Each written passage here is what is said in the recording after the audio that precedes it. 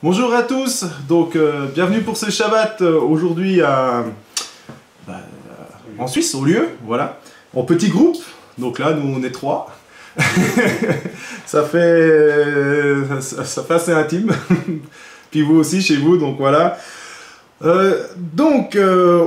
Aujourd'hui, ce sera pas pareil, exceptionnellement, ce sera moi. Et puis on va commencer par remettre cette journée. J'ai pas d'annonce spéciale à faire, donc on va remettre. Ensuite il y aura l'offrande, la louange. Et s'il y a des malades, eh ben je vous invite à le dire. On priera pour vous. Donc on le fera après la louange. On va louer tous ensemble d'un cœur joyeux. Donc vous couperez les micros pour que ce soit pas la cacophonie à cause du décalage de temps. Et on va louer comme ça tous d'un cœur joyeux ce que Dieu nous mettra à cœur ici. Voilà. Amen. Donc là, Seigneur, nous voulons te remettre ce culte dans le nom de Jésus-Christ, ton Fils, ce Saint Shabbat, et nous te bénissons. On te prie vraiment de diriger toutes choses, Seigneur, vraiment que ton Saint-Nom soit glorifié aujourd'hui, Seigneur, en ce jour de repos, de sanctification. Tu as dit sanctifier le Shabbat, sanctifier, ça veut dire beaucoup de choses. Et quand j'écoutais l'enseignement des rabbins qui disaient, en fait, c'est sortir du monde, c'est être différent du monde. C'est pas un jour où on travaille, où on fait les mêmes choses que les autres jours de la semaine, c'est un jour différent. Et Israël Crane nous a invités à, évidemment au message, mais aussi à après passer un temps de repos, à méditer ce qui a été dit, à méditer sur ta parole, prier. C'est vraiment un jour qui doit être consacré pour toi. Et nous te remettons ce jour afin qu'il te soit consacré, pas seulement ce matin, seulement où on va te louer, t'adorer, mais qu'encore durant la journée, Seigneur, on soit aussi à ton écoute, Seigneur, pour pouvoir grandir en ce Saint Shabbat, Seigneur. C'est vraiment un jour sanctifié, je veux dire mis à part. C'est pas comme un lundi ou un dimanche ou un vendredi. C'est mis à part pour toi. Et nous voulons vraiment te glorifier aujourd'hui dans le nom de Jésus-Christ. Amen. Amen. Alors on va commencer par l'offrande. Donc nous on a la caisse ici. Et puis je vais mettre ce que le Seigneur nous avait dit avant à cœur. Vous, faites de votre côté. Et ensuite on commencera.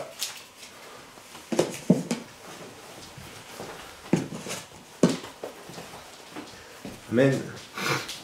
Je pense que c'est bon partout, donc Seigneur Dieu Tout-Puissant, nous te bénissons pour ces offrandes, merci parce que tu es un Dieu généreux, merci Seigneur, car en fait l'offrande c'est juste une occasion de te rendre une petite partie de ce que tu nous donnes, de te dire merci Seigneur, c'est comme les prémices Seigneur, où ils agitaient une gerbe pour te dire merci, qu'ils te rendaient, et bien là c'est pareil Seigneur, ce que tu nous donnes, nous te redonnons une petite partie en signe de reconnaissance, et nous te bénissons, rendons gloire, car n'oublions pas et nous savons que c'est Dieu, c'est toi qui pourvois à nos besoins, à notre nourriture, au loyer, à la voiture, à tout ce dont nous avons besoin. Et nous voulons te dire merci pour cela. Merci de bénir, de purifier ces offrandes, Seigneur, de les purifier, de les multiplier. Merci parce que tu es un Dieu qui pourvoit à nos besoins. Sois glorifié, Père éternel, dans le nom de Jésus-Christ. Amen. Amen. Amen. Alors nous allons louer, si vous recevez quelque chose, n'hésitez pas à le dire, vous levez la main ou vous le dites là, ou vous le dites à la fin. Et puis si jamais vous recevez quelque chose pour quelqu'un en particulier, là dans ce cas-là, dites-le plutôt à Raïm, pas si soyez aussi, pour une question de tact, je crois que c'est quand même bien de rappeler cette règle, que si c'est pour quelqu'un en particulier, dans ce cas-là, dites-le à Raïm, pas à la personne directement. Comme ça, Raïm, déjà si vous vous trompez, il pourra vous le dire. Et puis on a malheureusement des fois vu dans le passé des gens qui disaient des choses vraies, mais d'une façon brute, qui pouvaient blesser. Donc c'est juste pour ça, pour que ce soit dit avec aussi délicatesse. Rappelez-vous, Jésus et la Samaritaine, il lui a pas dit, dis donc, tu as eu 5 maris, il lui a dit, va dire à ton mari, et puis il lui a dit, j'ai pas de mari, il a dit, oui, tu as bien fait, car tu en as eu 5.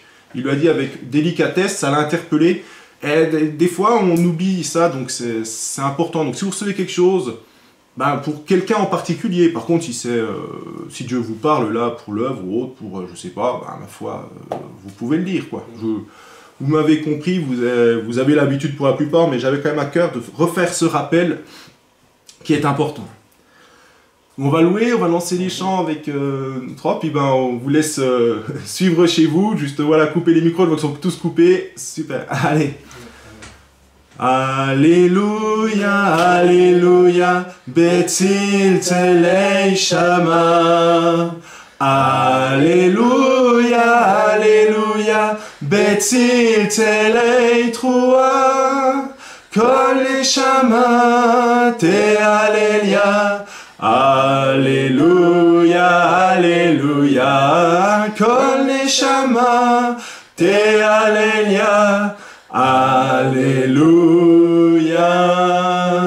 Alléluia, Alléluia, louange à l'Éternel. Alléluia, Alléluia, gloire au Dieu d'Israël.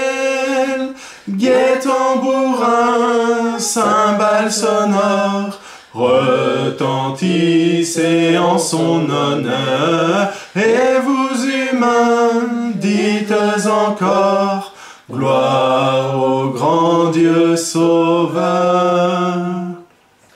Rendons gloire à Dieu notre Père, bénissons notre Rédempteur, et que l'Esprit Saint nous libère de la tristesse et de la peur. Que la joie de Dieu nous habite, que la paix de notre Seigneur ici-bas jamais ne nous quitte, mais qu'elle éclaire notre cœur. Rendons gloire à Dieu notre Père, bénissons notre Rédempteur, et que l'Esprit Saint nous libère de la tristesse et de la peur. Que la joie de Dieu nous habite, que la paix de notre Seigneur ici-bas jamais ne nous quitte, mais qu'elle éclaire notre cœur. Jour de joie, jour de victoire, il étend sa main d'en haut, me retire des grandes eaux, il me saisit et me délivre. L'Éternel est mon appui, devant tous mes ennemis. Dieu se lève avec éclat, et il marche devant moi. Jour de joie, jour de victoire, il étend sa main d'en haut, me retire des grandes eaux, il me saisit et me délivre.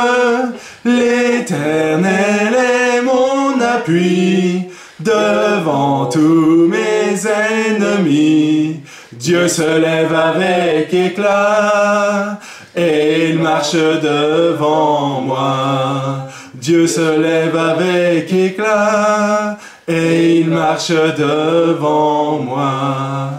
Oui, Seigneur, voulons te louer, te bénir et te dire merci, te rendre gloire, Seigneur. Car c'est vrai que malgré les difficultés que tout un chacun rencontre dans sa vie, malgré les problèmes, les attaques de l'ennemi et tout ce qu'il vient, Seigneur, chaque fois, tu nous libères des grandes eaux, nous t'invoquons, Seigneur, et tu nous délivres. Te disons merci, merci pour toutes les épreuves actuelles et toutes ces choses, car à chaque fois, tu te glorifies, car tu nous en délivres, Seigneur. Oh, Seigneur, tu es Dieu saint qui est merveilleux, Seigneur.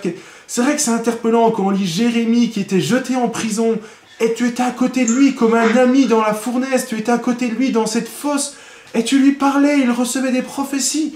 Dans ces moments de douleur intense, alors nous te disons merci, merci pour ce que tu fais, merci pour ta bonté, merci parce que Dieu saint et fidèle, tu es fidèle et à chaque fois tu nous délivres, Seigneur. Si on a péché, tu nous montres et tu nous pardonnes, Seigneur, et tu nous délivres de nos ennemis, de nos problèmes.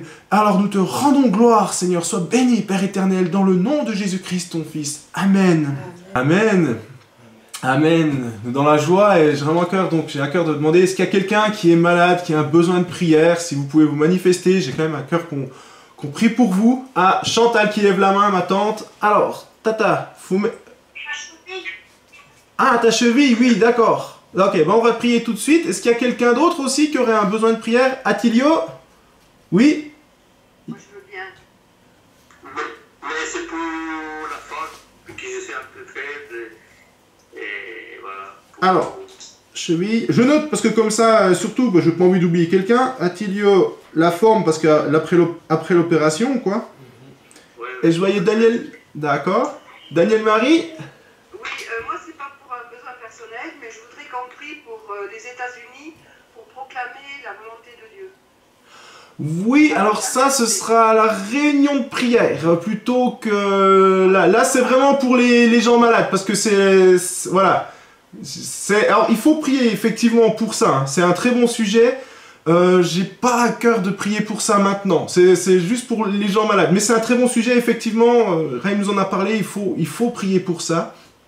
Et ce sera plutôt à la réunion de prière. Mais si vous avez à cœur... Mais là, j'ai vraiment eu à cœur plutôt les gens malades ou qui ont un besoin comme ça. Bon, ben pour mes genoux alors. Ah bah volontiers. Mon genou gauche surtout. Daniel... Genou gauche. Genou gauche. Et puis l'autre aussi, mais le gauche surtout. D'accord. Bon, on va prier pour les deux, mais surtout le gauche. Personne d'autre? Ah ben on y va. Donc on va prier tous ensemble, d'abord pour Chantal Legac pour sa cheville. Puis après on fera Attilio et Daniel.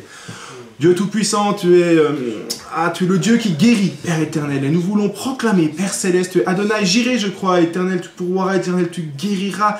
Et nous voulons proclamer, Père éternel, que tu es le Dieu qui guérit. Alors je t'apporte ma tante, Seigneur, qui s'est fait mal à la cheville, dans le nom de Yeshua Machar. Je te l'apporte afin que tu la guérisses dans le nom de Jésus-Christ, ton Fils. Merci, Seigneur, de la visiter, Seigneur, de lui faire du bien et de la guérir dans le nom de Yeshua. Merci, Père éternel, car tu es un Dieu saint et merveilleux, Seigneur. Et je te prie maintenant que tu interviennes, Seigneur, car c'est par tes meurtrissures et tes blessures que nous sommes guéris. Alors je te prie, Père Céleste, dans le nom de Jésus-Christ, que tu guérisses maintenant la cheville de ma tante Chantal, que toute douleur s'estompe et qu'elle n'ait plus de problème ni rien, cette entorse, je crois, soit complètement résorbée et qu'elle puisse marcher normalement dans le nom de Jésus-Christ. Merci, Seigneur, de la visiter et de la guérir dans le nom de Yeshua. Amen. Nous proclamons ta victoire dessus en Jésus-Christ. Amen. Amen. Tu peux nous dire si ça va mieux, s'il te plaît? J'ai toujours mal, mais ça va mieux. Ça va mieux? T'as moins mal? J'ai toujours mal quand je me bouge sur le côté, quoi, disons. À côté, Mais bon, je te dirai après quand je pourrai marcher, si je peux marcher. Mais pour l'instant, j'ai mal, en tout cas, encore. Si je bouge sur les côtés. Ah, comme non. Seigneur, merci vraiment d'intervenir pour Chantal. Seigneur, si tu veux dire quelque chose à travers cette épreuve aussi, hein, ma soeur. Merci de lui parler, Père éternel. Merci, Seigneur, d'intervenir, Seigneur, et que ton nom soit glorifié dans le nom de Jésus-Christ. Nous voulons proclamer ta victoire pour Chantal. Et merci de résorber complètement cette douleur à la cheville dans le nom de Jésus-Christ, ton Fils. Amen. Nous nous attendons à toi, nous proclamons ta victoire dessus dans le nom de Yeshua, car Dieu saint qui guérit. Et nous nous attendons, Seigneur, nous proclamons ta victoire sur Chantal qui souffre dans le nom de Yeshua Machar. Amen. Amen. Merci, Seigneur. Amen. Merci pour la guérison que tu dois me donner, Père. Merci, Seigneur, que tu me donnes maintenant, Père, au nom de Jésus. Amen. Amen. Est-ce que tu as encore mal, là? Moi. Ah, merci, Seigneur. Continuez de prier. Moi. Ah voilà, merci Seigneur, merci ce que tu l'as guéri, tu détruis vraiment cette douleur, tu parles au cœur de notre sœur Chantal, mais merci qu'elle puisse maintenant se déplacer et marcher dans le nom de Jésus-Christ. Je proclame ta victoire dessus et je m'attends maintenant à toi dans le nom de Jésus-Christ afin qu'elle soit complètement guérie dans Yeshua. Amen. Amen. Merci, Seigneur. Ça va mieux? T'arriveras à marcher, essayer, voir ou c'est trop douloureux? Marcher, je pense que je peux parce que je faisais déjà un petit peu avant, mais légèrement, mais il faut que je me descende là. Je plie beaucoup mieux le pied en tout cas. Amen.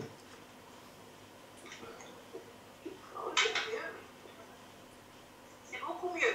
Ah bah merci Seigneur. Bah Seigneur, on va te demander vraiment une guérison complète de notre sœur. Seigneur, sauf s'il y a quelque chose que tu veux dire, mais Seigneur, c'est par tes meurtrissures et tes blessures nous sommes sauvés. Nous proclamons que tu as tout pris nos meurtrissures, nos blessures à la croix. Et nous proclamons que tu guéris complètement Chantal. Je peux pas lui imposer les mains à distance, Seigneur, c'est pas possible, Seigneur.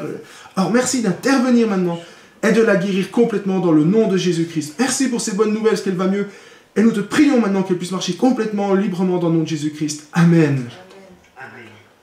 Amen.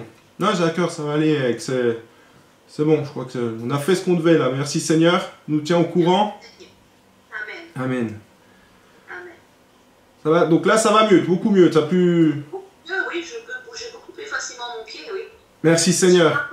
Sur les côtés, mais quand ça débite, sur le côté comme ça, mais pour marcher, oui, c'est beaucoup mieux. Ah bah gloire à Dieu, merci Seigneur. Moi je te laisse. Oui, t'as déjà dit merci à Dieu, merci Seigneur. Amen. Merci Seigneur. Oui. Amen. Alors on va prier maintenant pour Attilio, notre frère qui s'est fait opérer afin qu'il soit requinqué, quoi, en pleine forme, et que je sais pas si tu es en arrêt maladie quelque temps, mais que tu sois vraiment renouvelé, quoi. Seigneur Dieu Tout-Puissant, tous ensemble, nous te bénissons, nous t'apportons notre frère Attilio, Seigneur, qui a été opéré, Seigneur. Nous te prions de le fortifier, Seigneur, de le requinquer, Seigneur. Merci de restaurer son corps, Seigneur, de son âme, de tout ce qu'il a eu. Toi, c'est quand même éprouvant, une opération avec l'anesthésie. Alors, merci de le fortifier, Seigneur, car c'est par tes meurtrissures, tes blessures, nous sommes guéris, Seigneur. Et tu dis, là où 2 ou 3 sont réunis en mon nom, je suis au milieu d'eux. Et tout ce que vous demanderez en mon nom, à mon Père, je vous l'accorderai. Alors nous te demandons, Seigneur, le prompt rétablissement de notre frère Attilio dans le nom de Jésus-Christ. Et nous savons que tu es au milieu de nous, et ce que nous te demandons, tu l'exauces, te bénissons, Seigneur. Merci que tu le visites et que notre frère soit en pleine forme, Seigneur, qu'il puisse être récupéré, que dès demain ou même durant la journée, il sente des forces lui revenir et qu'il n'ait plus de douleurs, plus de séquelles. Je ne sais pas s'il y a des douleurs, des séquelles de l'opération, de cicatrices, tout ça, que tout ce qui doit être remis soit remis et vraiment qu'il soit complètement en forme et que il se sente, voilà, je ne sais pas s'il y a encore un temps de convalescence, mais qu'il soit complètement renouvelé, fortifié, et que le médecin soit vraiment content de l'état où il sera, Seigneur, où il est, Seigneur. Merci de le bénir et fortifie notre frère et renouvelle-le dans le nom de Jésus-Christ. Amen. Amen. Amen, voilà, j'ai vraiment un cœur de prier comme ça, que tu sois requinqué très rapidement. Pour les jours qui viennent, je ne sais pas si tu es en arrêt maladie quelques jours, mais que tu sois en forme. Amen. Ça va, je sais pas, moi de toute façon... Comment? Merci, frère. Ah, de rien, je peux pas demander si tu as senti quelque chose, je pense que si c'est requinqué, c'est plus délicat de sentir que là une cheville, mais... Bon, voilà. Maintenant, on va prier pour le genou gauche de Daniel Marie, tous ensemble, et puis l'autre genou aussi, mais c'est surtout le gauche. Donc, Seigneur Dieu Tout-Puissant, nous t'apportons notre sœur Daniel, Seigneur, qui souffre. Alors nous proclamons ta victoire avec joie. Tu es vraiment le Dieu qui guérit. Alors nous proclamons, comme tu as renouvelé, guéri la cheville de Chantal, que tu guérisses maintenant le genou gauche de Daniel et l'autre genou qui lui fait aussi mal. Car tu es un Dieu merveilleux, saint, Seigneur. Merci, Seigneur, si il y a eu un discours de ta part pour Daniel, qu'elle puisse bien comprendre, Seigneur, parce que des fois, c'est ta volonté. Mais je te prie vraiment que notre sœur soit guérie, que toute douleur soit enlevée, Seigneur, que tout ce que tu as voulu dire soit bien compris et enraciné en elle, Seigneur, à travers notre sœur, Seigneur. Mais là où c'est des attaques, là où c'est des douleurs, peut-être aussi d'usure, tout simplement, que notre sœur soit complètement fortifiée, renouvelle, car tu dis que tu nous renouvelles, tu nous rajeunis comme l'aigle, Seigneur.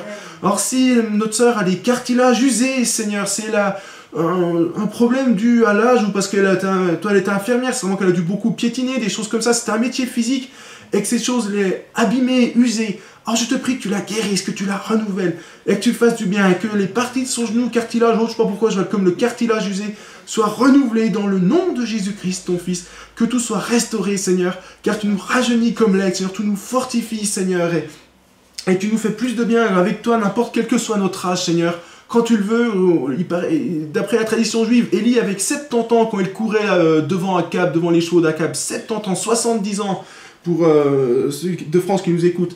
Alors, Seigneur, vraiment que notre sœur soit renouvelée, Père éternel, par ton esprit, Seigneur, et qu'elle soit complètement... Nous prenons ta victoire sur ses os et cartilages et toute autre douleur, qu'elle disparaisse et que tout soit renouvelé afin qu'elle puisse marcher en paix, et que tout s'estompe même dans les jours et maintenant, afin qu'elle soit dans la paix et dans la joie dans le nom de Jésus-Christ, et qu'elle retrouve une seconde jeunesse dans ses déplacements, dans ses mouvements, dans mon Yeshua, ton Fils. Amen. Amen. Je ne sais pas si vous sentez quelque chose, si... Non, je ne le sens pas, mais j'ai la foi. Amen. C'est simplement c'est une douleur qui se manifeste surtout quand je marche. Oui. Et le gauche avec une brûlure supplémentaire, mais il y avait une plaie anciennement. Donc j'ai foi que le Seigneur me guérisse totalement. Par contre, je lui demande pourquoi, ça se manifeste, quelle est la cause un peu de... Ouais. Que le Seigneur me montre. Alors ça c'est bien, à la limite ça peut valoir le coup peut-être, mais ça c'est un sujet de prière privée, ça peut valoir la peine. Là c'est vrai que par Skype, même si ça je pense pas que ce sera sur, je sais pas, sur internet, je pense pas, mais ça peut des fois valoir la peine de demander la prière plus privée, si jamais vous sentez que le Seigneur veut vous parler, vous comprenez pas ce qu'il veut vous dire. Parce que j'avais cette impression là aussi au début quand j'ai prié, qu'il y avait quelque part un message du Seigneur. Donc là, demandez peut-être plutôt à voir avec Raïm, mais demandez comment la prière pour ça, ça peut... Enfin, priez déjà vous, mais si le Seigneur, vous sentez que veut vous parler et que vous ne comprenez pas, alors ça peut valoir le coup de demander peut-être plus en privé, parce que là, sur Skype, c'est pas exactement la même chose. Mais oui, faut prier. Puis moi, je voyais aussi comme de l'usure, sans méchanceté, avec le métier que vous avez eu, infirmière, tout ça, c'est vrai que c'est des métiers physiques, contraignants, et ça use. Donc, vous voyez comme le cartilage usé, je sais pas si c'est ça, mais du moins, c'est ce que je voyais. Oui, donc, oui, le cartilage, c'est sûr. J'avais eu des examens faits. Oui. Puis ça s'était stoppé, puis maintenant ça revient un peu plus avec plus d'intensité. C'est pour ça que je pense que le Seigneur veut me parler. D'accord, voilà, donc ça peut être ça. Moi j'ai pensé à... Moi je peux raconter certains exemples de gens qui avaient des douleurs physiques dans l'œuvre. Par exemple, une personne qui avait mal aux épaules parce qu'elle avait beaucoup porté, et ça se manifestait comme ça, et elle avait beaucoup porté dans sa vie des choses, un poids de responsabilité ou autre, et ça l'avait fait souffrir. Et il y a eu des témoignages, et j'avais une pensée comme ça, donc je pense qu'il y a quand même un discours du Seigneur, mais il faudrait peut-être là cette fois-ci plus en privé pour terminer vraiment le travail. Mais voilà, c'est vrai que Dieu veut guérir, amen. Merci. Gloire à toi Seigneur, merci. Amen, merci Seigneur. Merci Seigneur. Excusez-moi, je ne me rappelais plus votre prénom. Arnaud. Arnaud, excuse-moi Arnaud. Pas de souci. Moi aussi souvent, j'oublie, même les gens que je connais des fois, au bout d'un temps j'arrive, je fais devant, je fais ah mince. Comment il s'appelle? Amen, et bien gloire à Dieu, je croyais que personne d'autre s'était annoncé, donc on va rentrer dans le message, à proprement parler. Donc, le message, il s'adresse à tous. Alors c'est un message assez simple, peut-être pas très long, on va décortiquer aussi la parole, comme l'a fait Raïm ces derniers temps. Alors pas avec autant de profondeur malheureusement, parce que je n'ai pas... je ne suis pas Raïm, je n'ai pas son expérience, son onction, mais on va quand même décortiquer la parole, et le thème, ça va être comment plaire à Dieu. Donc on va parler de ça, comment plaire à Dieu. Un chrétien, normalement, veut plaire à Dieu. Ça va être la caractéristique. On veut plaire à Dieu. Comme un enfant, moi j'ai une fille de 2 ans, elle veut nous faire plaisir. Elle a un cœur simple, et donc un chrétien veut plaire à Dieu. Plaire à Dieu, c'est... ça peut être... On va voir qu'est-ce que c'est, mais... Et la question qu'on va essayer de répondre ici, qu'on va répondre, du moins en partie, parce que c'est quand même un sujet vaste, mais comment est-ce qu'on plaît à Dieu? Et c'est quelque chose qui est important. C'est important d'y réfléchir, parce qu'on peut faire toute sa vie des choses en pensant plaire à Dieu, et en réalité se planter complètement. Et donc on doit prendre un temps d'arrêt. Si on veut faire la volonté de Dieu, c'est quelque chose qu'on doit réfléchir et qu'on doit étudier. Et on va voir, je vais vous donner des pistes. Par exemple, on va parler d'un homme qui s'appelait Saül de Tarse. Donc c'est le premier nom de Paul, Saül de Tarse. Donc on va aller dans Philippiens 3, versets 4 à 11. Donc Saül de Tarse, on va voir ce qu'il nous dit. Dans Philippiens 3, versets 4 à 11.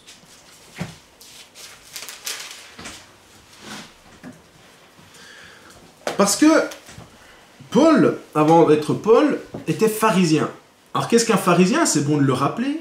C'est quelqu'un qui se lève tôt le matin, qui fait de longues prières, qui respecte la loi scrupuleusement, qui a encore en plus de tout cela plein de traditions humaines pour être le plus saint possible, qui le matin après étudie la Bible, essaye de respecter tous les commandements, une grande famille, toutes ces choses.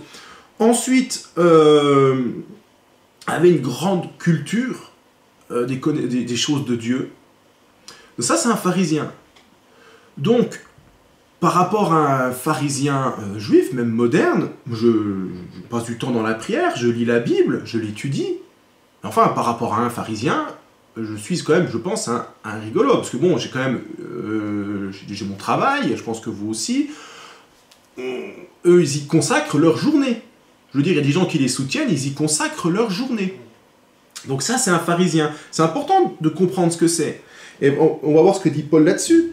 Moi aussi, cependant, j'aurais sujet de mettre ma confiance en la chair. Si quelqu'un croit pouvoir se confier en la chair, je le puis bien davantage.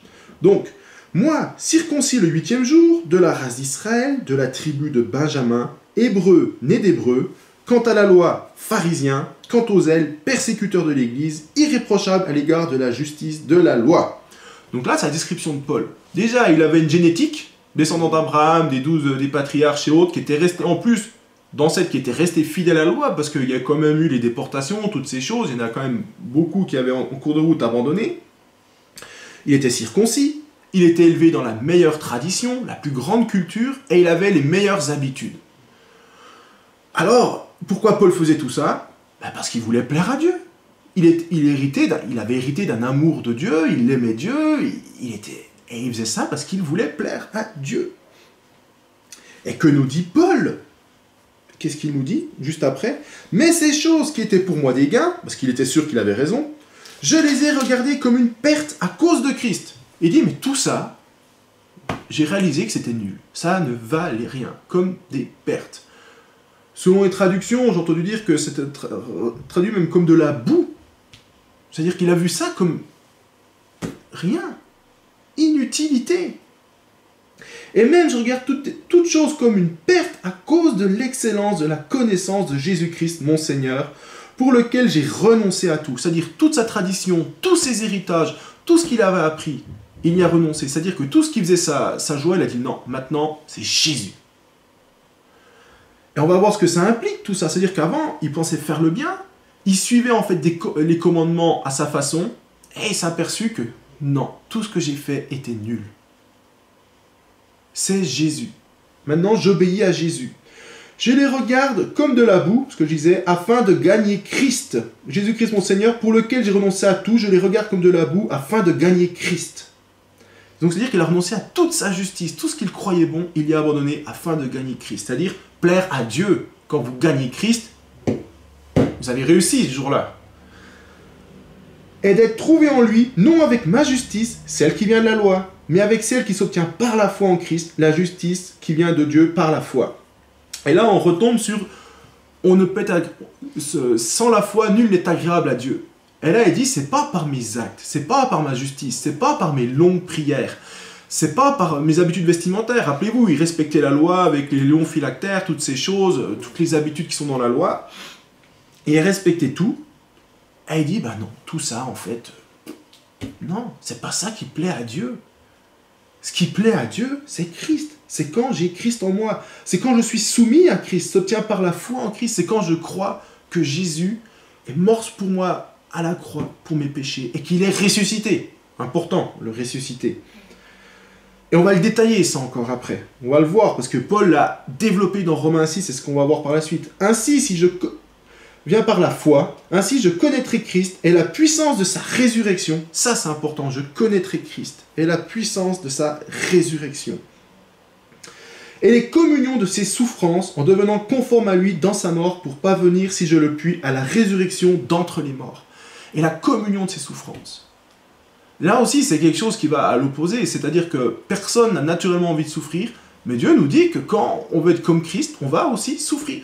Parce qu'on va participer aussi à ses souffrances. C'est pas anodin. C'est pas anodin. Les chrétiens souffrent. Alors, et le but de tout ça, à la fin, c'est, par la foi, en Jésus-Christ, être sauvé. Le salut éternel en Yeshua. Et là, Paul dit clairement, on ne peut pas être sauvé par nos bonnes œuvres, on ne peut pas plaire à Dieu par nos bonnes œuvres, on ne peut plaire à Dieu que en Christ. En acceptant Christ par la foi. On va voir ce que c'est un peu plus tard. Et c'est important parce que Paul voulait plaire à Dieu, il le faisait par ses bonnes œuvres. Ça a été un échec, il l'a vu. Ça fait penser aux bonnes œuvres des catholiques. On veut faire des bonnes œuvres, c'est un échec. On peut nous aussi, chrétiens, même les nouveaux, vouloir repartir dans les bonnes œuvres. C'est-à-dire, et c'est normal qu'on veuille faire le bien, ce désir est sain. Mais on doit voir maintenant les choses en détail parce qu'on peut faire plein de bonnes œuvres qui ne plaisent pas à Dieu. Et ce message va être, je pense, pour certains une piqûre de rappel, pour d'autres, peut-être plus jeunes dans la foi, une découverte, mais je crois que c'est une piqûre de rappel nécessaire, parce que les bonnes œuvres sont une tradition qui peuvent nous faire rater le coche, et on peut croire avoir tout bien fait. C'est comme quand, voilà, je suis professeur, je vois, il y en a qui bossent, qui pensent avoir tout bien réussi leur test, et ils arrivent à la fin, paf, même pas la moyenne. Et la réalité, ils étaient sûrs d'avoir compris, ils n'avaient rien compris. Ils ont travaillé et ils ont tout compris de travers. C'est malheureux, mais le problème, c'est que le jour de l'examen final, quand on va comparaître devant Dieu, c'est pas le but qu'ils nous disent, mais mon pauvre, t'as rien compris, t'es passé à côté de tout. Donc on va avoir ce point. Vous savez, les bonnes œuvres, c'est quelque chose qu'on a dans le cœur. et qu'on doit, on doit faire attention à ça. On doit faire attention à ça. Parce qu'on doit, Dieu nous appelle à en faire, mais sous certaines conditions qu'on va voir maintenant. Donc on va aller maintenant dans Romains verset 6, ok, pour voir comment y arriver. Comment y arriver. Parce que Paul, il a fait toutes ces bonnes œuvres, et on peut voir, on peut se dire qu'en fait, tout ce qu'il a fait avant, c'était par la chair. Là, je parle à des chrétiens, à des gens qui, on peut tous faire des choses, des longues prières et autres par la chair. Je sais qu'un temps, moi, je me levais le matin pour prier, mais en fait, je faisais, moi, je vais prier. Moi, je vais faire. Et je me suis retrouvé, à un moment, découragé, tout ça, parce que je ne voyais pas la main de Dieu agir en moi, je ne voyais pas beaucoup de choses, parce que j'étais à côté de la plaque. Pourquoi? Parce que c'était des bonnes œuvres. Dans le fond, c'était moi et ma justice, toi, Seigneur, ce que je fais pour toi. Et ça m'a amené à un échec. Plusieurs fois d'ailleurs, parce que j'ai mis un peu de temps à comprendre ces choses. Alors on va lire Romains 6, et on va le décortiquer ensemble, peut-être pas verset par verset, mais plusieurs versets qu'on va décortiquer, parce que c'est important. Alors quand on devient chrétien, voilà, c'est la base, on vient d'accepter Jésus comme son Seigneur et Sauveur, et voilà ce que dit Paul. Que dirons-nous donc? Demeurions-nous dans le péché afin que la grâce abonde? Loin de là. Nous qui sommes morts au péché, comment vivrions-nous encore dans le péché? Le péché, évidemment, il y a le péché grossier qu'on connaît, l'impureté, etc. Mais il y a du péché plus fin. Et faire des œuvres par la chair, au lieu de faire les œuvres que Dieu veut pour nous, qui s'obtiennent par la juste, enfin, que les vraies bonnes œuvres que Dieu veut pour nous, faire, même prier toutes ces choses, et faire, voilà Seigneur, tu as vu ce que j'ai fait, on rate le coche. Et donc, rater le coche, c'est la définition de péché. On pêche. Et donc, on peut pécher par tradition religieuse. Paul était dans une tradition religieuse qui lui semblait la meilleure. Et c'est vrai que Jésus n'était encore pas là quand son père l'a éduqué. Et certainement que c'était, Jésus a dit, il serait sans péché. Je veux dire, il était dans l'excellence. Mais Jésus est venu. Et ces choses-là sont devenues de la boue, une perte. Et nous aussi, on peut, par tradition hériter de nos pères, parce que nous ne croyons pas trop vite que parce qu'on est devenu chrétien, tout est tombé dans la tradition. Rappelons-nous qu'aujourd'hui on fait Shabbat, mais que pendant combien de temps on a fait célébrer le dimanche? Pourquoi? Parce que c'était la tradition. C'est la tradition, et Raïm a beaucoup combattu au nom du Seigneur pour qu'on retourne à ce commandement. Là on se réunit le samedi, mais au début on faisait le dimanche, et ça ne posait pas de problème qu'on suivait la tradition. Et la tradition de nos pères, même quand on vient au Seigneur, il y a quand même des choses dont on doit encore se débarrasser. Alors, ça c'est aussi le péché, on peut rater le coche même si on croit bien faire. Ignorez-vous que nous tous qui avons été baptisés en Jésus-Christ, c'est en sa mort que nous avons été baptisés. Nous avons donc été ensevelis avec lui par le baptême en sa mort, afin que comme Christ est ressuscité des morts par la gloire du Père, de même nous aussi nous marchions en nouveauté de vie. Et là c'est important. C'est des versets clés, c'est en sa mort. Donc c'est par la foi en Jésus-Christ, déjà, que commencent ces choses, que nous sommes morts. Que nous sommes morts. Et mort, notre vieil homme est mort, c'est par la foi que nous disons, ma justice maintenant est morte, ma propre justice. C'est par la foi que mes désirs sont morts. Et de temps en temps, moi aussi, non, par la foi, ça c'est mort. Parce que je sens des fois que ma chair aurait envie de reprendre le dessus, de faire mes bonnes œuvres, faire des choses. Non, c'est mort par la foi. C'est en sa mort. Et tout ça se fait par la foi. C'est pas par nos mérites. C'est pas par nos mérites. On ne peut pas y arriver par nos mérites. La Bible est claire. C'est en s'identifiant à Christ par la foi. Alors, par la foi, on est mort avec Christ au péché. Ok. Par la foi, au verset 5, il dit « En effet, si nous sommes devenus une même plante avec lui par la conformité à sa mort, nous le serons aussi par la conformité à sa résurrection. » Et c'est par la foi, donc nous sommes ressuscités. Amen. Christ est ressuscité. Pourquoi c'est important de dire qu'il est ressuscité? Parce que nous sommes morts en lui, nous sommes aussi ressuscités en lui. Il est mort, il est ressuscité. Donc par la foi, on est mort en Christ. Par la foi, nous allons ressusciter avec lui. Au temps où quand on mourra, après, on passera, on ira vers Dieu. Et gloire à Dieu. Donc c'est important. Par la foi, nous devenons une nouvelle créature. Et donc par la foi, c'est cette nouvelle naissance, nouvelle créature que nous sommes qui plaît à Dieu. C'est pas moi et ma propre justice qui peuvent plaire à Dieu. C'est pas moi et mes bonnes actions qui pouvons plaire à Dieu. C'est pas possible. Par contre, cette nouvelle créature en Christ que Dieu me donne et me fait que j'ai en Christ, c'est celle-là qui plaît à Dieu. Sachant que notre vieil homme a été crucifié avec lui, amen. Notre vieil homme a été crucifié avec lui. Le vieil homme, d'après MacArthur dans le commentaire, c'est la partie non régénérée d'un croyant. Et j'aime bien la définition, le mot vieil ne désigne pas quelque chose de vieux quant aux années, mais quelque chose d'usé et d'inutile. Notre ancienne nature est morte en Christ et la vie dont nous jouissons maintenant est une vie nouvelle donnée par Dieu, la vie de Christ lui-même. Et donc on a une nouvelle nature, une nouvelle vie qui vient de Dieu, et c'est celle-là qui doit s'exprimer, et ce non plus notre propre justice. Et j'aime bien le mot vieux ici, vieille, qui veut dire usé, inutile. Ça ne veut pas dire, c'est pas parce que votre chair a 40, 50, 60, 70, 80, 120 ans, c'est pas ça. C'est que même à 10 ans, notre chair est inutile pour Dieu. Elle est déjà usée, inutile. On est tout entier dans le péché, donc on est dans un corps, une chair inutile pour Dieu. Usée, inutile. Pour ça que l'enfer, on y était condamné. Ça me fait penser à Raïm qui expliquait l'enfer, il montrait ça à ses enfants, une image de l'enfer, c'est la déchetterie. C'est des objets inutiles, usés, cassés, qu'on ne peut plus rien en faire. Et donc, notre vieil homme, voilà ce que c'est. C'est quelque chose qui ne plaît pas à Dieu. Inutile à Dieu. Afin que... donc voilà, nous avons, et je continue de lire le commentaire de MacArthur, nous avons été libérés de la présence et du contrôle de notre moi irrégénéré, afin de ne plus avoir à nous attacher à nos anciennes voies, comme si nous étions encore sous leur mauvaise influence. Amen. On n'est plus attaché à ces vieilles choses, elles sont mortes, mais elles sont mortes par la foi. Donc c'est pas par mes efforts que je vais y arriver, c'est non, c'est mort par la foi. Je le proclame et j'avance. C'est un combat, c'est comme nos sœurs pour qui on a prié, là, pour leur douleur, par la foi. Elles ont dit, comme le disait notre sœur, pour son genou, par la foi. Ah oui, elle y va par la foi. C'est par la foi. Amen. Sans la foi, nul n'est agréable à Dieu. On n'a pas dit comment plaire à Dieu. C'est par la foi. Or, car celui qui est mort est libre du péché. Amen. Donc, à partir du moment qu'on meurt de plus en plus à notre vieil homme, qu'il est mort, donc notre vieille nature irrégénérée, et qu'on fait de plus en plus, donc plus il meurt, plus on est, entre guillemets, ressuscité, plus on va pouvoir faire la volonté de Dieu. Amen. Or, si nous sommes morts avec Christ, nous croyons que nous vivrons aussi avec lui. Amen. Et amen, même 2 fois. Sachant que Christ, ressuscité des morts, ne meurt plus, la mort n'a plus de pouvoir sur lui. Amen. Et c'est notre vieille nature, elle ne peut rien faire de bon. Par contre, c'est notre nouvelle nature en Christ sur laquelle la mort n'a aucune prise. Amen. N'a plus de pouvoir sur lui, car il est mort, et c'est pour le péché qu'il est mort, une fois pour toutes. Il est revenu à la vie, et c'est pour Dieu qu'il vit. Amen, c'est pour Dieu qu'il vit.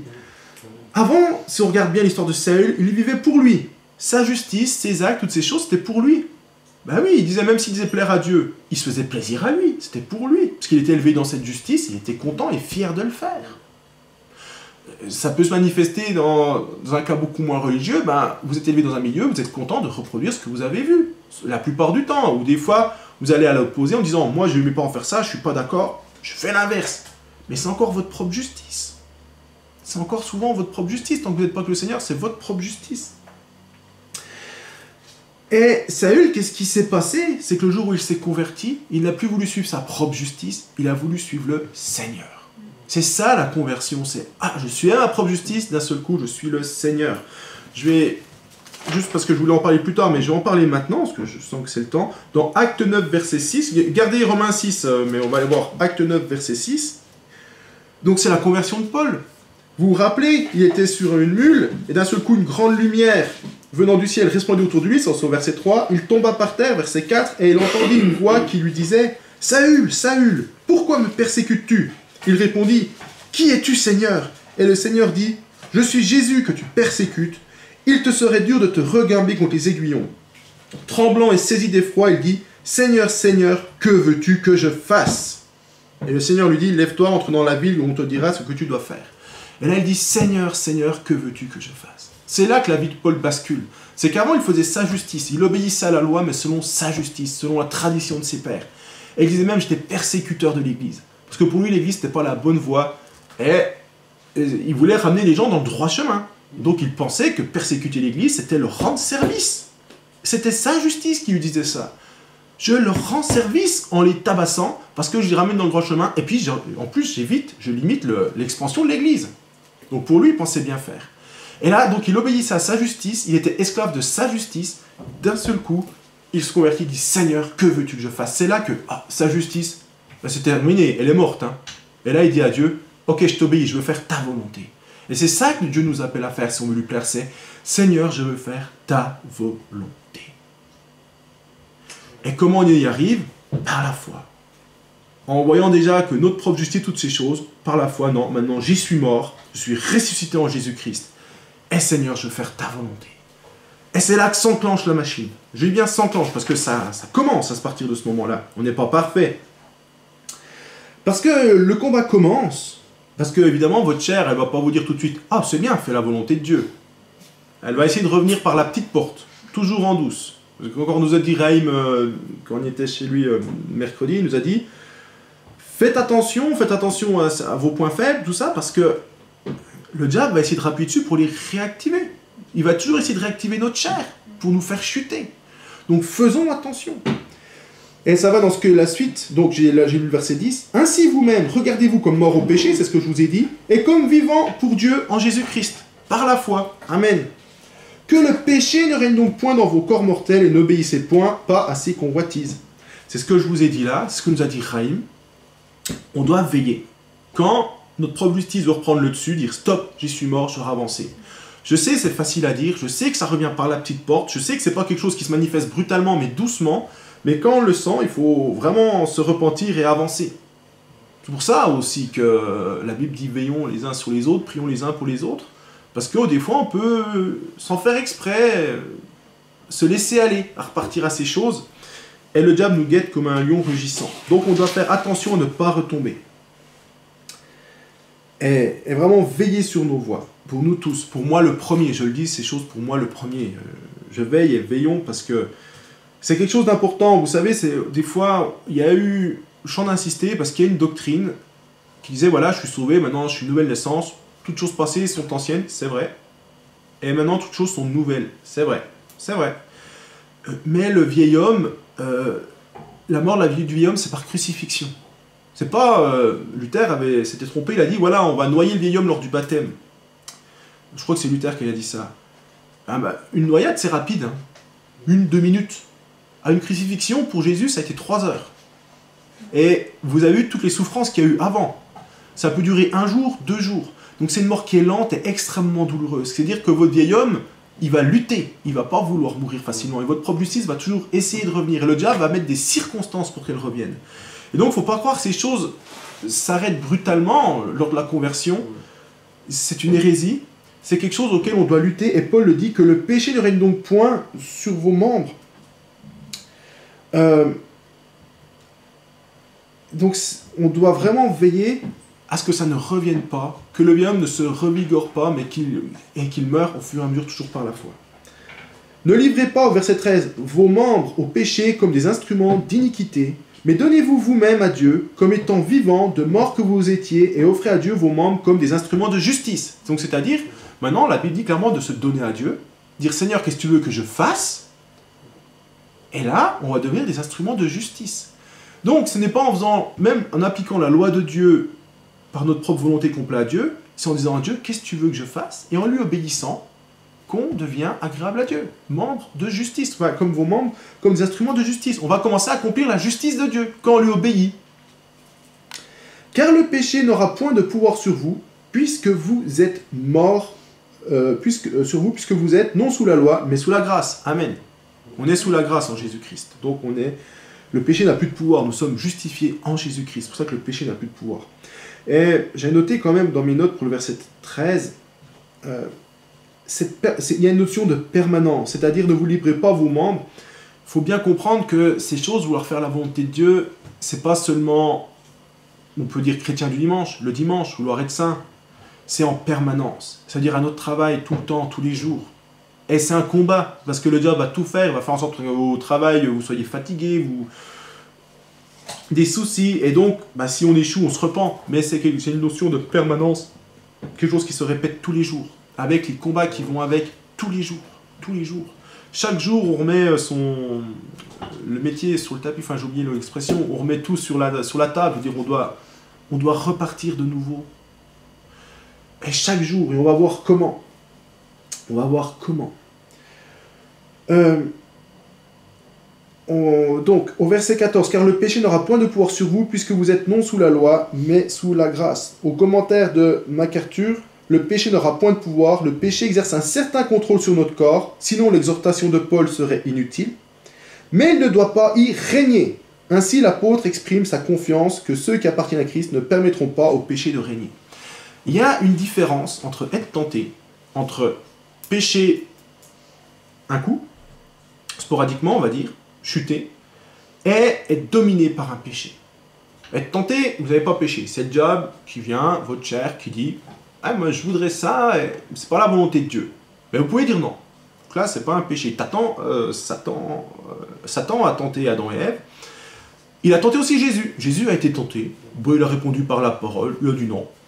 Il n'a pas péché.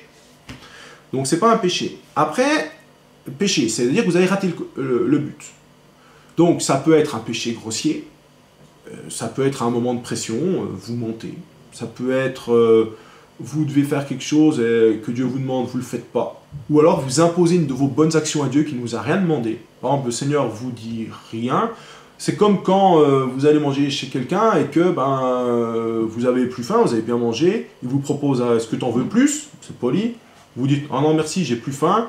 Et puis que la personne dit « Ah non mais je vois que tu as aimé, allez, hop, je te remets une cuillère ». C'est une bonne action, ça ne vient pas de Dieu. Et donc dans ces cas-là, vous avez péché. Parce que, en plus, vous imposez aux autres avec votre bonne action une chose qu'elle ne lui a pas demandé. Vous voyez, le péché a moult formes qui... On voit toujours le côté impur, et je pense que maintenant, quand même, ces choses impures ont disparu chez la plupart d'entre vous, et puis, ma foi, si vous avez encore des combats, certains, luttez. Mais il y a aussi le côté imposer aux autres, ou faire des bonnes actions qu'on veut imposer à Dieu, et qu'on doit aussi régler, qui ne sont pas des détails, parce que ça ne plaît pas à Dieu. Je parlais avec Raïm, on verra ça, mais justement, on parlait de ça, de plaire à Dieu aussi, et il m'en a parlé hier, et je ne lui ai pas dit du tout de quoi parlait mon message, c'était vraiment guidé par Dieu.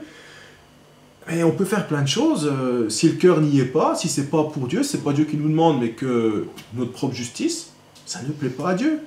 Avec quel cœur on le fait? Est-ce que Seigneur, c'est pour toi, je veux te plaire, quelle est ta volonté? Ce que me disait Raïm, avec quel cœur on le fait, les choses où moi je fais, c'est ma justice, c'est moi qui fais, de toute façon c'est moi qui fais le mieux, c'est moi. C'est de l'orgueil. L'orgueil n'a pas sa place avec le Seigneur.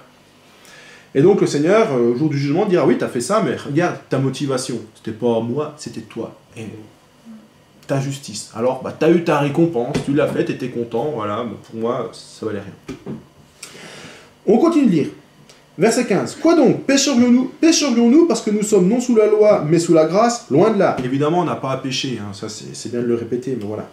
Ne savez-vous pas qu'en vous livrant à quelqu'un comme esclave pour lui obéir, vous êtes esclave de celui à qui vous obéissez, soit du péché qui conduit à la mort, soit de l'obéissance qui conduit à la justice. Amen.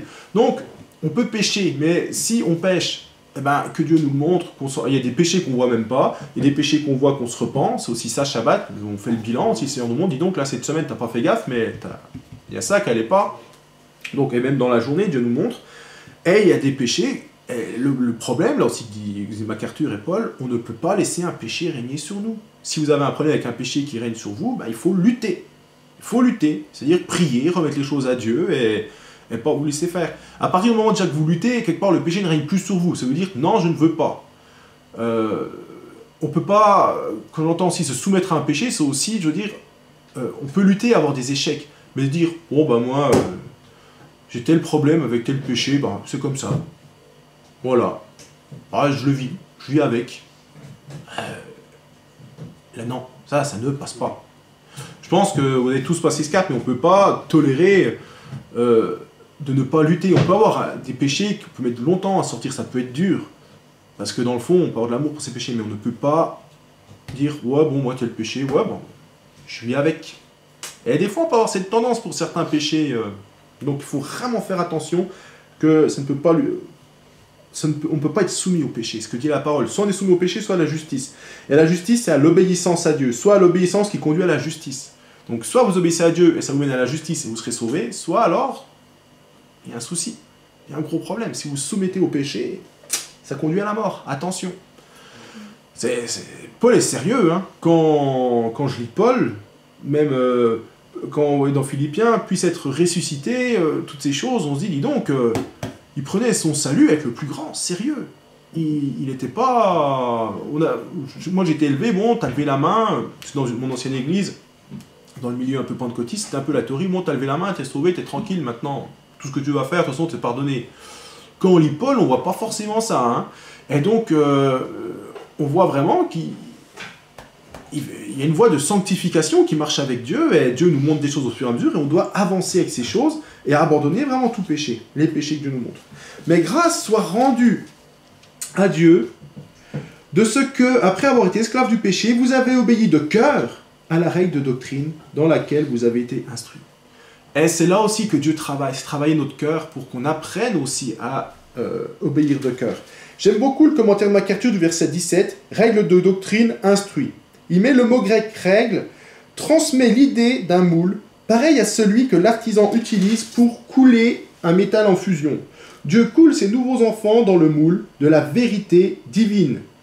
Les nouveaux croyants ont un désir inné et irrésistible de connaître la parole de Dieu et de lui obéir. Donc en fait, la nouvelle naissance, quand on voit ça, c'est ce qui est génial, c'est que Dieu nous met un désir inné de lui obéir. Dans notre cœur, Dieu nous met le désir de lui obéir. Ça vient avec la nouvelle naissance. C'est quelque chose qu'on n'avait pas avant. Avant, on voulait faire sur notre propre justice. Quand on a reconnu Christ comme Seigneur et Sauveur, là, on a le désir de vouloir lui obéir qui apparaît. Amen. Et on a un peu la responsabilité de se mettre devant Dieu pour aussi faire grandir ce désir. Comment on fait grandir ce désir ? En commençant à obéir à Dieu. Dire que Seigneur, qu'est-ce que tu veux que je fasse ? Et on commence à obéir à Dieu. Et marcher avec Dieu, on a Reine comme exemple. Hein. On voit ce que ça donne. Et ça donne de la joie. Évidemment, vient aussi en parallèle, quand on marche avec Dieu, parce qu'il faut... On pourrait croire que je vais bien, tout va bien, il y a une doctrine, on pourrait tout protéger, tout ça. Non, communion de ses souffrances. J'ai à cœur de le dire, parce que quand on marche avec Dieu, il y a une communion de ses souffrances. N'oublions pas que Jérémie a été jeté dans une prison, je dis parce que c'est dans les passages, dans une fosse, donc un puits, il enfoncé dans la boue, il faisait froid, il a failli mourir de faim et de soif et de froid là-bas dedans. Et le plus incroyable, c'est que Dieu était avec lui, qu'il lui donnait des prophéties durant ce temps-là. Il a souffert incroyablement. Jésus est mort quand Pilate ne lui a pas dit « Oui, je vois que tu es le Messie » ou « Non, on veut pas parce qu'on n'accepte pas ton message ». Qu'est-ce qu'ils ont dit ? Trouble à l'ordre public, c'est pour des motifs comme ça qu'il a été jeté. Il y a toujours des motifs humains qui vont venir pour vous condamner quand on marche avec Dieu. Jésus, c'était trouble à l'ordre public. Paul aussi, c'était certainement ça. Jérémie, c'était sédition, rébellion vis-à-vis de l'autorité, puisqu'il disait « Rendez-vous aux Chaldéens ». Et c'était grave en temps de siège, dire aux soldats, aux gens, rendez-vous à l'ennemi. Normalement, vous passez pour traître, Dieu l'a protégé. Mais il donnait le message de Dieu, et aux yeux des hommes, c'était un scandale. Et quand on marche avec Dieu, on devient, tôt ou tard, pour des plus petites ou plus grandes choses, un objet de scandale. Et forcément, ça crée des souffrances, des communions. De ce qu'on prêche, là, crée des souffrances, des communions en souffrance avec les souffrances de Christ, parce que ça amène un scandale aux autres hommes. Quand je vous dis que si vous suivez Dieu, vous allez souffrir, et on le voit, il y a des gens qui ne l'acceptent pas. Et donc il y a des chrétiens qui vont peut-être m'accuser ou autre. Bon, mais j'ai que lu la Bible, hein. J'ai que lu ce qu'a dit Paul, et regardez la vie de Paul si vous ne me croyez pas. Combien de fois il a dit 2 ou 3 fois il a fait naufrage, 3 fois il a reçu 40 coups moins 1, et c'était pas comme maintenant à la police où vous êtes filmé et ils peuvent juste vous parler un peu fortement, hein. C'était on vous retire la tunique, vous vous retrouvez donc juste entre guillemets en caleçon, vous êtes étendu par terre, on prend une verge en bois, donc, et vous prenez 40 coups, 39 coups sur le dos. Et c'est lui qui tapait, il tapait pas. Tiens mon petit, hein, c'est pas la tape qu'on met quand j'étais petit que je prenais une fessée, il tapait pas non plus fort mes parents. Mais je veux dire, c'est pas une tape comme ça, là c'était une vraie. C'était une vraie. C'était quelque chose quand même qui était vraiment douloureux. Paul a été lapidé. On l'oublie parce qu'il est ressuscité, parce que Dieu il s'en est sorti vivant, mais quand vous lisez l'histoire des Actes, il a été lapidé, je crois que c'est à Lystre, il a été lapidé. Après qu'il l'avait pris pour un Dieu, qu'il a dit non, je ne suis pas Dieu, ils ont été remontés les gens, et après ils l'ont lapidé. Et Dieu l'a permis. Et Paul, après les sorties, il a continué son travail. Ah ouais, je ne suis pas au niveau de Paul, mais quand même, je veux dire, très très loin même de ses souffrances, très loin des souffrances de Jésus-Christ. Parce qu'on peut croire des fois, bon, bah, Jésus a tout pris à la croix. Oui, mais regardez les premiers disciples, regardez Étienne, regardez les autres. Mais normalement, si on marche dans la voie de Dieu, peut-être pas être lapidé, Jean n'a pas été lapidé, l'apôtre Jean, il est mort de vieillesse, il me semble, mais il a quand même beaucoup souffert. Et il était prisonnier sur l'île de Patmos à 90 ans, donc 90 ans, il cassait des cailloux. Hein. Ben allez-y, à 90 ans, à casser des cailloux prisonnier sur une île, vous avez juste une petite ration à manger, et puis juste de quoi vivre. Et il a reçu pendant ce temps-là le livre de la Révélation, le livre de l'Apocalypse. Eh ouais, Dieu était avec lui. Dans des souffrances incroyables. 90 ans, il cassait des cailloux, Dieu lui révèle l'Apocalypse. Oh, incroyable. Et c'est lui qui écrit les évangiles de l'amour. On revient à nos moutons. À notre message. Ayant été affranchis du péché, vous êtes devenus esclaves de la justice. Eh oui, après, Dieu a payé le prix, donc on doit lui obéir. Esclave. Eh oui, esclave. C'est un mot important aussi. Hein. On doit lui obéir. On va continuer.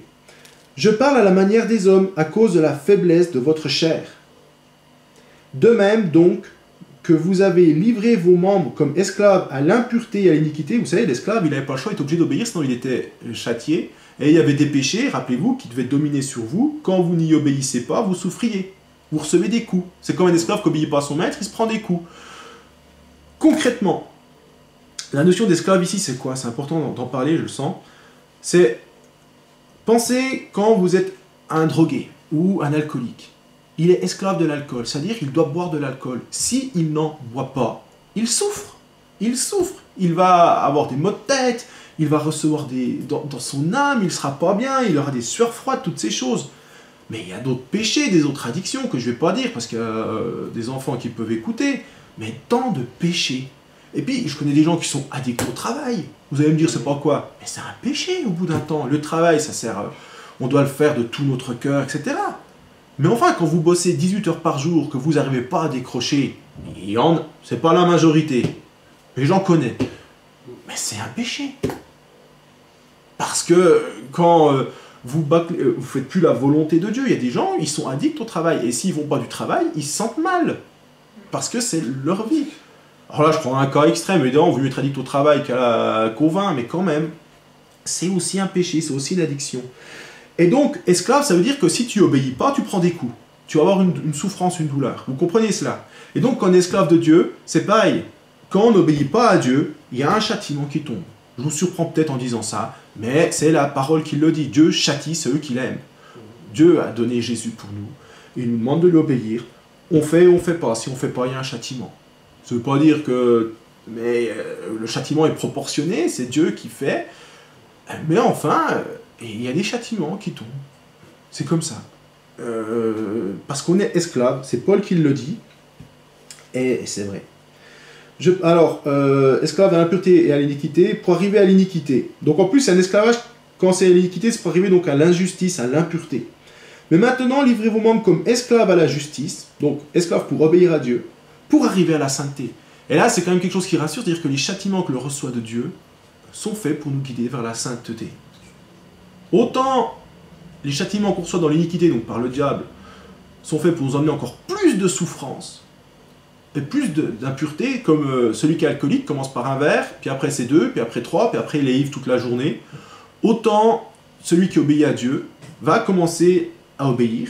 Dieu va le reprendre quand il n'obéira pas, mais il va augmenter son obéissance, et il sera de plus en plus agréable à Dieu, plus en plus juste, plus en plus saint.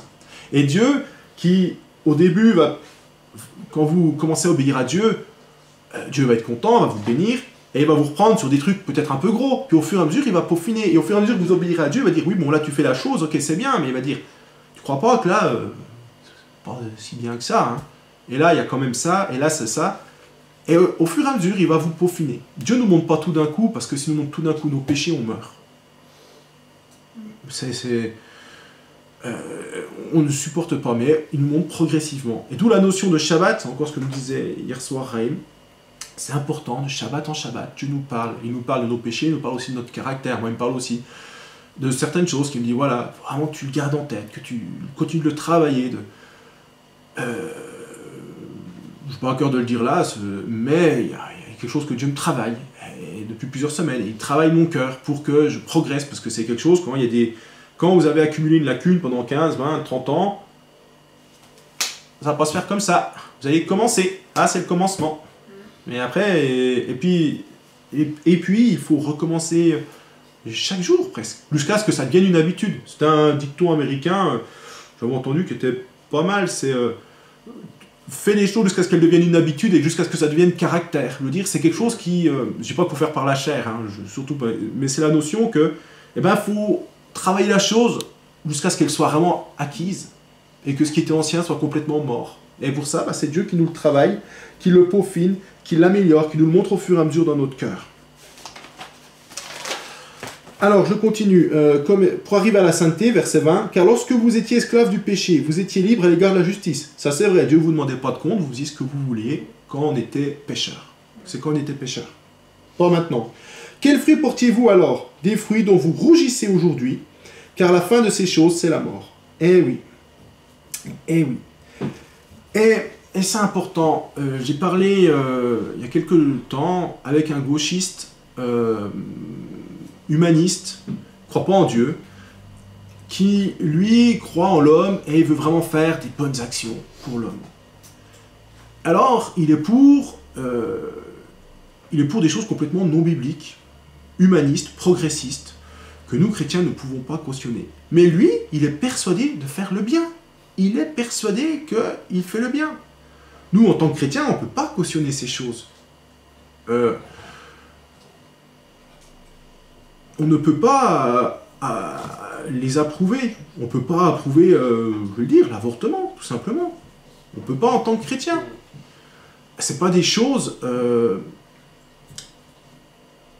Et lui, il est content de ces choses. Il les approuve. Il dit c'est une avancée. Pour lui, c'est un progrès. Nous leur nom progressiste. Pour moi, c'est une régression. Enfin... C'est important aussi les mots, parce qu'ils utilisent un vocabulaire pour faire croire en disant progressiste que c'est eux qui sont de l'avant et qu'on doit les suivre. La réalité, non. Vis-à-vis de Dieu, à l'aune de la Bible, ce qu'ils font est très mal. Et ce n'est pas un progrès, c'est plutôt une régression. Après, vis-à-vis du mal, c'est un progrès. Ça va. Mais c'est important de faire... Pas une petite parenthèse. Donc, on peut vouloir faire le bien, et il y a des gens qui sont convaincus de faire le bien, mais le jour où ils rencontrent... Si un jour ils rencontre Dieu, parce que je lui ai déjà parlé de Dieu, mais si un jour il rencontre Dieu comme Paul, je sais que ce jour-là, il va rougir de ces choses. Il va dire, mais comment j'ai pu militer pour ces choses, être actif, etc. Comment j'ai pu le faire? Mais là, il en est fier. Et nous aussi, il y a combien de choses, quand on n'est pas vraiment né de nouveau, on fait et on est fier, puis après on se dit, ah ouais, la honte. Ah oui, parce que Dieu nous montre que ce n'était pas une bonne chose, dont on rougit encore. Mais maintenant, étant affranchi du péché, donc par la nouvelle naissance, et devenu esclave de Dieu, c'est-à-dire qu'on commence à obéir à Dieu, vous avez pour fruit la sainteté et pour fin la vie éternelle. Donc l'obéissance à Dieu nous met à part la sainteté, c'est-à-dire séparée du monde. Et on commence à se séparer du monde, et là, alors séparer du monde, c'est-à-dire quoi? Pour cet homme dont je vous ai parlé, là, qui est gauchiste, lui, ça commencerait, t'arrêtes de militer pour toutes ces choses, tu commences par arrêter, tu te repens, déjà ça commencerait à sainteté, tac, j'arrête, je me demande pardon, et après tu vas dans l'autre sens. Tu te repens et tu vas, entre guillemets, découdre ce que tu as cousu, dans la mesure du possible. Car le salaire du péché, c'est la mort. Amen. Mais le don gratuit de Dieu, c'est la vie éternelle en Jésus-Christ, notre Seigneur. Amen. Donc pour plaire à Dieu, il faut donc renoncer à sa propre justice. Toutes ces choses que, vous savez, des fois on est choqué quand on entend parler, je dirais vraiment, les gauchistes avec les gens qui parlent de l'euthanasie, l'avortement. On est choqués, nous, en tant que chrétiens, on se dit, mais comment? Parce que nous, on raisonne en tant que chrétiens avec la Bible. Eux, ils ne veulent plus voir Dieu. L'insensé dit dans son cœur, il n'y a point de Dieu. Ils ne croient plus en Dieu. Donc pour eux, c'est sain, c'est normal. Ils sont sûrs d'être sur la bonne voie, de faire du bien. Ils ne se rendent pas compte. Ils sont comme Paul. Paul est comme ces gens-là. Sauf que Paul, il était éduqué dans la Bible, il était éduqué d'une façon religieuse, donc il y allait de sa propre justice, et il voulait imposer le pharisianisme à tous les juifs. Et pour ça qu'il persécutait. Il était sûr de faire la même chose. C'est le même esprit derrière. C'est un esprit non régénéré, c'est un esprit qui est mort pour Dieu. Et ils ne le font pas. Il faut pour ça qu'ils... La seule façon pour eux, c'est que Dieu les éclaire, qu'ils tombent de leur âne et paf, et qu'ils disent Seigneur. Parce que Paul a dit Seigneur, que veux-tu que je fasse? Il aurait pu dire qu'est-ce qui se passe, s'enfuir en courant et dire il y a eu un mauvais tour qui m'a été joué. Hein. Je comprends pas. Hein. Il y a des gens qui refusent de se repentir. Paul là, fléchit le genou, dit Seigneur, que veux-tu que je fasse? Mais voilà, ça commence là. Et vous voyez, on a les deux extrêmes, entre l'extrémisme religieux et l'extrémisme gauchiste. Vous vous situez entre les deux avant d'être votre nouvelle naissance. On est entre ces deux extrêmes. Est-ce que Paul était meilleur que ma connaissance gauchiste? Eh bien, aux yeux de Dieu, non. C'était pareil. Après, c'est sûr que Paul avait, entre guillemets, moins de péché vis-à-vis de la loi, mais il le dit quand même, j'étais le plus grand des pécheurs. Donc, c'est pareil pour Dieu. Vous savez, le gauchiste, il le fait de bon cœur, il est sûr de bien faire, il est motivé parce qu'il est sûr de bien faire. Paul était sûr de bien faire. Et quand on était dans nos voies, moi, quand je faisais ma propre justice, j'étais sûr de bien faire. J'étais sûr, quand j'avais une vie chrétienne, que c'était bien, que c'était une forme de sagesse. Pas trop, mais voilà, je crois que c'était une forme de sagesse. J'étais sûr de bien faire. Et c'est quand même un gros problème. Et donc, pour plaire à Dieu, on doit renoncer à notre propre justice, et on y renonce en se voyant par le sacrifice à la croix en Jésus-Christ, qu'on accepte, qu'on soit mort au péché. C'est vivre par la foi, j'entends par la foi en Jésus-Christ, qu'on est mort au péché, et donc qu'on obéit maintenant à Dieu. Et c'est pour ça que les bonnes actions, à partir de quand vous faites des bonnes actions? Une bonne action, c'est quelque chose qui plaît à Dieu. Et Paul, il croyait faire de bonnes actions, il n'en faisait pas. C'est la religiosité, c'était nul pour Dieu. Et donc, toute bonne action, si elle ne précède pas d'une obéissance à Dieu, ne vaut rien. C'est-à-dire que Jésus a dit « Je ne fais que ce que je vois mon Père faire ». C'est-à-dire, il n'a pas eu la moindre initiative de bonne action. Il était, je reprends le message de Raïm, l'image de Nestor, « Je te sonne ». Vous rappelez-vous, dans Tintin, il tirait, vous voyez ça dans les vieux films, il tirait une corde, ding, ding, ding, ça faisait sonner une cloche en bas, où il y avait le domestique qui était dans la cuisine, qui faisait sa popote, ses trucs, et il arrivait, que vous m'avez appelé, il disait, et hop, et il arrivait. Eh ben c'est pareil, il y a même l'espèce de micro, vous savez, là, comme il parlait, là, ça faisait le cornet, il y avait un tuyau rigide, ça arrivait, il disait, apportez-moi ci, apportez-moi ça. C'est la même chose. La même chose. C'est-à-dire que Jésus était connecté au Père et il écoutait, qu'est-ce que tu veux que je fasse? Tiens, tu vois, il y a une Samaritaine, là, elle puise de l'eau. C'est pas conventionnel, normalement, un juif ne parlait pas à une femme seule, c'est de la bienséance. Il a dit, là, non, ton nom, c'est la bienséance, demande-lui de l'eau. Et puis, elle lui parle et il lui dit, oui, et là, les paroles de connaissance viennent et Jésus, tac, tac, tac, suit le Père au fur et à mesure. Et cette femme se convertit, entre guillemets, déjà elle le reconnaît comme Messie. Elle le dit à tout le monde, et tout ce village de Samaritains va rentrer dans le salut. Alors que c'est quelque chose qui n'est pas conventionnel. Et Jésus n'est pas arrivé en disant, t'es une Samaritaine, j'attends à 10 mètres, je fais ci, tac, tac, tac, tac, tac. Voilà, il a obéi au Seigneur. Donc, nul ne peut être agréable à Dieu avec des bonnes actions si elles viennent de notre chair. Et donc c'est important de demander à Dieu, donc, qu'est-ce qu'il veut qu'on fasse? Pour plaire à Dieu, il faut faire sa volonté. Et pour faire sa volonté, il y a un psaume qui dit « Comme les yeux des serviteurs regardent la main de leur maître », il me vient là, donc je n'ai pas cherché la référence avant, mais il faut demander à Dieu et s'attendre à lui « Qu'est-ce que tu veux que je fasse ?» Il y a deux choses à faire, on va en parler, mais la principale, c'est de dire à Dieu « Qu'est-ce que tu veux que je fasse ?» Pour cela, pour obéir à Dieu, il faut connaître sa volonté. Et sa volonté, comment est-ce qu'on la connaît? On peut la connaître évidemment en lisant la Bible. Il y a quand même des choses, clairement. Clairement, Dieu nous dit de faire et de ne pas faire. Okay. Et elle vient aussi, mais si on fait que par la Bible, on peut tomber dans la religiosité comme Paul. Et donc, Dieu nous a envoyé son esprit à la fête de Shavuot, du don de la Torah. L'Esprit Saint est tombé à la Pentecôte, donc la fête de Shavuot, sur les disciples. Et on a besoin aussi de l'Esprit Saint. Et l'Esprit Saint, comment est-ce qu'on entretient l'Esprit Saint? On l'a lors de notre nouvelle naissance, l'essai de l'Esprit. Mais l'Esprit Saint, il est en nous, c'est par la communion aussi avec Dieu, par les temps de prière. Mais vous savez, la Bible dit, quand tu t'approches de Dieu, viens plus pour écouter que pour parler. Et c'est une erreur que je commettais avant, je voulais prier, prier, prier. Et c'était un tort, parce que je m'épuisais. J'ai l'impression d'être répété, etc. Ce que font les pharisiens. Paul, quand il était religieux, c'est ce qu'il faisait. Mais Dieu nous demande d'avoir une vraie communion avec lui. Et il y a un livre aussi que Ray nous a recommandé de lire, de Scott Holtz, c'est Dans le lieu secret, où ce pasteur américain a été interpellé par Dieu, et Dieu lui a dit, le matin, c'était même avant le lever du soleil, mais le matin, tu te lèves, parce que les bontés de l'Éternel se renouvellent chaque matin, et il y avait d'autres passages qui lui ont parlé, que vous lirez le livre, si vous l'avez à cœur, il est recommandé, il est à la bibliothèque, si vous voulez le lire, vous pouvez, Priscilla là. Et le matin, tôt, même avant le lever du soleil, de prendre un temps de prière, et il a compris que c'était pas un temps blablabla, c'est Seigneur, qu'est-ce que tu veux que je fasse? Qu'est-ce que tu veux me dire? Qui es-tu, Seigneur? Un temps de communion, à écouter la volonté de Dieu. J'avoue que moi avant je le faisais pas, et quand je l'ai fait, je l'ai senti. J'ai senti la différence. Déjà, Dieu nous parle, pas forcément tous les jours, mais quand même, Dieu parle. Dieu, des fois, il peut vous dire dans la journée, voilà, t'as ça qui est prévu, fais gaffe à ça, fais ci, fais ça. Et puis l'autre fois, je n'ai pas entendu le Seigneur me parler, mais j'ai eu toute la journée la main de Dieu avec moi pour faire ci, pour faire ça, dans mon travail, dans toutes ces choses. C'est des choses où on voit la main de Dieu et on sent sa présence avec nous. On n'est plus dans le religieux.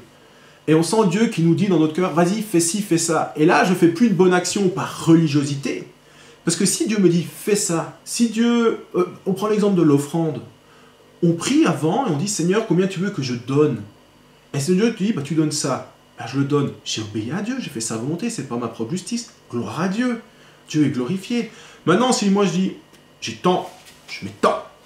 Ou, moi, je donne la dîme. Pas un copec de plus, mais pas un de moins. Je suis juste. Je suis comme qui? Je suis comme Paul avant. Je peux être comme Paul, je peux être comme... je peux avoir un bon cœur, dire, allez, moi je donne tout. Mais comme dit Paul, si je n'ai pas l'amour, cela sert à rien. Je peux être comme cette personne gauchiste qui a bon cœur, dire allez, moi je donne tout. Mais je donne tout, mais c'est pas Dieu qui te l'a demandé, c'est une bonne action. Tu t'es fait plaisir. C'est ta bonne action, c'est ta propre justice. Et donc c'est important de chercher la volonté de Dieu, et les bontés de l'Éternel se renouvellent chaque matin, c'est le matin. Et c'est logique, on ne demande pas, c'est pas à la fin de votre journée de travail, vous allez voir votre patron, vous dites qu'est-ce que tu veux que je fasse aujourd'hui. Du bon sens. Donc c'est le matin, demandez à Dieu, qu'est-ce que tu veux que je fasse aujourd'hui? Qu'est-ce que tu veux me dire? Et dans la communion, parce que quand même, vous avez cette image du moule où on est comme un métal en fusion, on est envoyé dans un moule, et Dieu envoie aussi dans notre cœur, ce que mettait MacArthur, et ce que disait Paul en fait, parce que Paul utilisait des images assez fortes, qu'on ne peut pas retranscrire vraiment dans la traduction, mais cette envie de le connaître. Et je crois que le matin, c'est important, et que nous, chrétiens, on doit aussi avoir l'envie de te connaître, on doit avoir envie de connaître Dieu. Ça fait partie de la vie du chrétien. Seigneur, qui es-tu? Alors comment on connaît Dieu? En lisant la parole, mais quand même dans une communion avec lui, dans ce qu'il nous parle, qui se révèle à nous, et qui nous donne la paix et la joie. Ce matin, j'ai prié comme ça, évidemment, et j'ai prié, ça n'exclut pas de dire, voilà, Seigneur, c'est un temps de prière, voilà, Seigneur, toi, qu'il y a tel besoin, il y a telle chose qui se passe dans le monde, il y a telle chose aussi pour moi, j'ai tel besoin, faites connaître à Dieu tous vos besoins. Toutes ces choses, vous devez, ça n'exclut pas cette prière-là, mais ça veut dire quand même, à mon avis, commencer par attendre, Seigneur, qu'est-ce que tu veux que je fasse? Et Dieu vous parle, et va vous dire, prie pour ci, prie pour ça. Il va peut-être vous dire aussi un temps, aussi quand je prie comme ça, à un moment, je sens que ça s'arrête, puis je sens le Seigneur qui dit, maintenant tu lis la Bible, le passage du matin. Ou vous pouvez commencer avant, enfin, toutes ces choses. Dieu va vous guider, va vous parler, et il vous dira, remets les choses, ok, fais ci, fais ça, prie pour ci, prie pour ça, et dans la journée aussi, se le rappeler, parce que c'est pas seulement un temps le matin, mais après, il faut quand même essayer d'être à l'écoute dans la journée. Ça aussi, c'est quelque chose qui se travaille, c'est pas... c'est quelque chose que j'essaye, etc., d'être à l'écoute. Seigneur, qu'est-ce que tu veux me dire? Le Seigneur ne va pas vous parler tout le temps, il va vous parler, des fois, vous allez sentir dans votre cœur, fais ci, fais ça, dis telle chose à telle personne. Ça peut être témoigne, ça peut être fais ça, aide telle personne. On peut prendre l'exemple, par exemple, vous voyez une personne aveugle qui doit traverser, vous pouvez le faire, oh moi, j'y vais, j'aide les aveugles, et puis dire, le Seigneur qui vous dit dans votre cœur, va l'aider. Vous voyez la différence? Ce sera la même action, vous ferez traverser la personne. Mais il y en a une qui sera agréable à Dieu, l'autre, vous vous êtes fait plaisir. Donc c'est important d'essayer d'être à l'écoute en permanence du Seigneur. Parce que des fois, on peut croire quand on fait par notre propre justice, on croit qu'on va aider les gens et dans le fond, on les aide pas. C'est quelque chose que... par exemple, je sais pas, vous croyez que quelqu'un a une difficulté, vous allez l'aider, mais imaginez que la difficulté est voulue par Dieu pour qu'il commence à réfléchir. Ben, vous luttez contre Dieu. Donc vous ne l'aidez pas, la personne. C'est toutes ces choses qu'il faut voir. Donc c'est important d'obéir à Dieu, et c'est quelque chose qui se fait au fur et à mesure. Et cette communion avec Dieu, oui, la volonté de le connaître, la volonté de dire qui tu es, Seigneur, qu'est-ce que tu veux que je fasse, ça crée aussi un lien d'amour. Et quand je préparais ce message, je m'est revenu un message de Raïm, alors là très vieux, c'est dans mon ancienne église qu'il avait donné. Et c'est BDP, quand j'étais petit, ça m'avait marqué, il parlait du cercle de feu. Vous vous rappelez, il y a le cercle de feu, et il avait vu donc Dieu, enfin le Père qui disait mon fils, qui courait dans le cercle, disait que veux-tu que je fasse pour toi, et le fils qui disait mon Père, que veux-tu que je fasse pour toi. Et il disait, bah, si nous, on était comme ça les uns pour les autres, qu'est-ce que tu veux que je fasse pour toi, qu'est-ce que tu veux, etc., il se passerait quelque chose, ce serait comme ce cercle de feu. Et ça m'avait marqué, parce qu'il avait pris l'exemple d'une personne dans l'église, j'étais petit, j'avais peut-être 10 ans, ça m'avait marqué. Et donc, et si nous, on rentre dans cette volonté, Seigneur, qu'est-ce que tu veux que je fasse pour toi? Si notre cœur commence à l'exprimer, si on commence à le travailler, si ces choses se développent en nous, comme le dit Pierre, elles ne peuvent pas nous laisser sans porter du fruit. Alors évidemment, il va se passer deux choses. Dieu va nous dire, bah, tu peux faire ci et ça, voilà. Et Dieu va aussi nous dire, parce qu'il n'aime pas les outils souillés, dis donc, dans ta vie, il y a ça là, ouais, tu vas le faire, mais tu vas te sanctifier aussi là. Et il va commencer à nous travailler aussi, ça vient aussi avec. Donc, c'est des temps qui vont être bénis, où Dieu, des fois, va nous dire fais ci, puis des fois, il va nous sanctifier. Des fois, les deux, il va nous dire bah, il faut que tu te sanctifies, il faut que tu abonnes ça, etc. Alors, le message, en fait, c'est comment plaire à Dieu, ben, c'est en renonçant à vouloir faire les choses par notre propre force, notre propre justice, mais par la volonté de Dieu. Et c'est pas si facile. Je vois, des fois, il y a des choses qui peuvent m'irriter. Des fois, j'ai envie de dire à certaines personnes, oui, mais pourquoi tu fais pas ci et ça? Et Dieu me dit, tu te tais. Tu te tais. T'as pas à lui dire maintenant. Si je vais par ma propre justice, je dis, ouais, la Bible dit ça, toi, je vois que... Et puis des fois, le Seigneur me dit, non, prie pour la personne, et tu verras. Et vous voyez, c'est pas évident. Donc, ça veut dire se soumettre à Dieu dans nos choix, en toutes choses. La chose s'apprend, se fait continuellement, et on apprend, et plus on est en communion avec Dieu, plus on entend nous parler, hein. Mais c'est vrai que c'est tous les jours, c'est pas un jour, c'est tous les jours que ça se remet sur le tapis.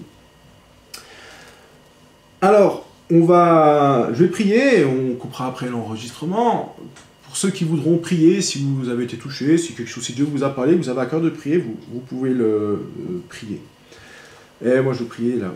Seigneur, Dieu Tout-Puissant, je te remets ce message, parce que à travers cela aussi, tu m'as parlé, ça veut des choses qui m'ont aussi parlé, interpellé, parce que c'est vrai, Seigneur, que combien il est facile de vouloir faire les choses, et pardon Seigneur, encore comme quand j'étais petit, jeune, combien j'ai voulu imposer ma propre justice à tout le monde, dans ma famille, etc.